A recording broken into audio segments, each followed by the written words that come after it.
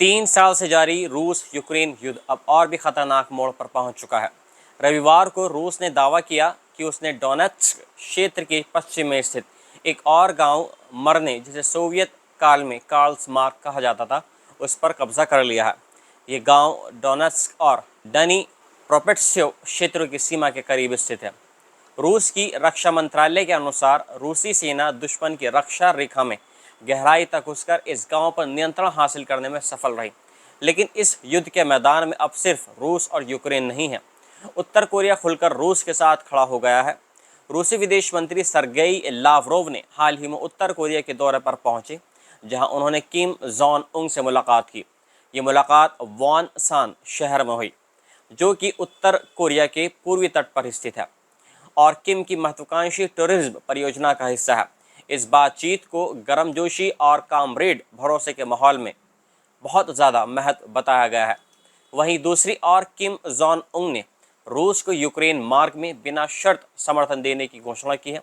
उन्होंने कहा, रूसी सेना और जनता अपने देश की गरिमा और मूल हितों की रक्षा के लिए इस पवित्र कार्य में निश्चित रूप से विजय प्राप्त करेगी। ये केवल शब्द नहीं थे। उत्तर कोरिया ने हजारों सैनिक और हथियार रूस को भेजे हैं, जो अब यूक्रेन में लड़ रहे हैं। सियोल यानी दक्षिण कोरिया के अनुसार रूस के लिए लड़ते हुए अब तक 600 उत्तर कोरियाई सैनिक मारे जा चुके हैं और हजारों घायल हो चुके हैं। यूक्रेन और अमेरिका की तरफ से लंबे समय से युद्ध विराम की कोशिशें की जा रही हैं, लेकिन रूस ने लगातार उन्हें पूरी तरीके से खारिज कर दिया है।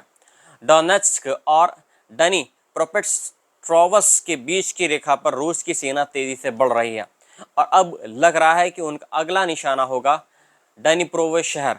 इस बीच उत्तर कोरिया और रूस ने 2024 में आपसी रक्षा संधि पर हस्ताक्षर किए थे, जिसमें एक दूसरे की सुरक्षा में सैन्य हस्तक्षेप की गारंटी दी गई थी। अब ये संधि पूरे एशिया प्रशांत क्षेत्र के लिए एक खतरे की घंटी बन चुकी है।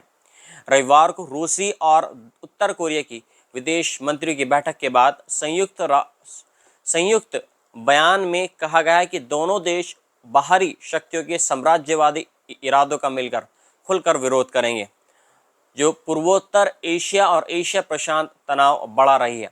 ये बयान अमेरिका, जापान और दक्षिण कोरिया के खिलाफ एक प्रत्यक्ष चेतावनी माना जा रहा है, जब एक तानाशाह यानी किम जोंग उन दूसरे साम्राज्यवादी नेता पुतिन को खुलकर समर्थन दे रहे हैं और अपनी सेना उनकी लड़ाई में झोंक दे रहे हैं। तो ये संकेत है कि युद्ध सिर्फ एक सीमित क्षेत्रीय संघर्ष नहीं रहा है,